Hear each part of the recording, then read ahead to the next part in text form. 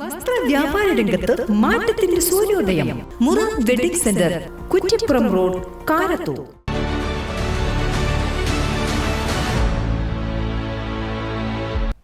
നമസ്കാരം, Vetta news on ടൈമിലേക്ക് സ്വാഗതം.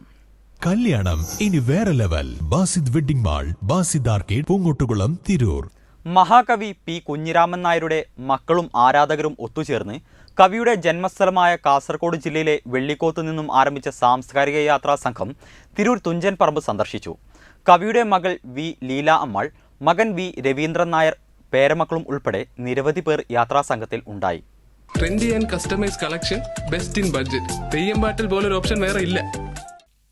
കവിയുടെ കാൽപ്പാടുകൾ തേടിയുള്ള യാത്രാസംഘത്തിൽ മഹാകവി പി കുഞ്ഞിരാമൻ നായരുടെ മകൾ വി ലീല അമ്മാൾ, മകൻ വി രവീന്ദ്രൻ നായർ, കവിയുടെ പേരമക്കളായ അരുൾ, ജയശ്രീ, കവി Madhavan Puracheri, U Sasi Menon, Usha Sasi Menon, Anandakrishnan Edacheri, C M Balakrishnan, Poomani തുടങ്ങി 25 പേരാണ് യാത്രാസംഘത്തിലുള്ളത്. പി കുഞ്ഞിരാമൻ നായരുടെ ആത്മകഥയുടെ പേരായ കവിയുടെ കാൽപ്പാടുകൾ എന്ന പുസ്തകത്തോടുള്ള ആദരസൂചകമായിട്ടാണ് യാത്രയ്ക്ക് കവിയുടെ കാൽപ്പാടുകൾ തേടിയെന്ന് പേര് കൊടുത്തിരിക്കുന്നത്. കവിയുടെ ആത്മകഥയിൽ പരാമർശിക്കുന്നതും ദീർഘകാലം ജീവിച്ചതുമായ കൊല്ലങ്കോടും പട്ടാമ്പിയും സന്ദർശിച്ച ശേഷമാണ് സംഘം തുഞ്ചൻപറമ്പിലെത്തിയത്.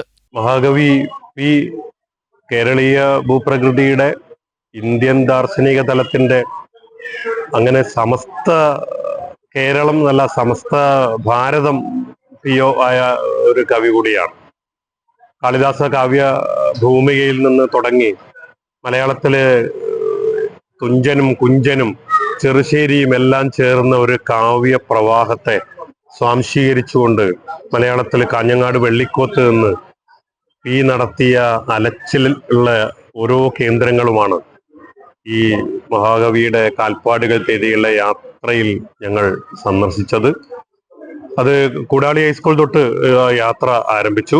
കൂടാളി ഹൈസ്കൂള് പി ഏറ്റവും കൂടുതൽ ജോലി ചെയ്ത വിദ്യാലയമാണ്.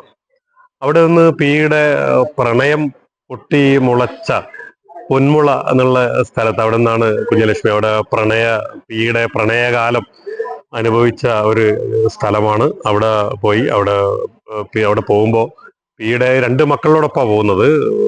രവിയേട്ടൻ, പിയുടെ ഏക മകൻ രവിയേട്ടൻ ഉണ്ട്. അതോടൊപ്പം തന്നെ ലീലേച്ചി ഉണ്ട്. ഇവർ 2 പേരും അവിടെ എത്തി. പൊന്മുള അവരെ നാടുകൂടിയാണ്. നാട് എന്ന് പറയുമ്പോഴും അവരവിടെ കുറച്ചു കാലം ജീവിച്ചിട്ടുള്ളൂ. പിന്നീട് വെള്ളിക്കോത്തേക്ക് വന്നു. പി ഇടപെട്ട മനുഷ്യര്, പിയുടെ അനുഭവങ്ങള്, പി തൊട്ട് മണത്ത ഇടങ്ങള് മുഴുവൻ ചെറിയ സമയത്തിനുള്ളിൽ പോകാൻ കഴിഞ്ഞു എന്നുള്ളതാണ്. അത് പിയുടെ കവിതയിലൂടെയുള്ള യാത്ര കൂടിയാണ്. ടി വാസുദേവൻ, മുരളീധരൻ വഴുതക്കാട്, അഡ്വക്കേറ്റ് വിക്രംകുമാർ, ശൈലജ വെന്നിയൂർ തുടങ്ങിയവർ സംഘത്തെ സ്വീകരിച്ചു. തുടർന്ന് പി കുഞ്ഞിരാമൻ നായർ അനുസ്മരണവും കാവ്യാലാപനവും നടന്നു. വെട്ടം ന്യൂസ്, തിരൂർ.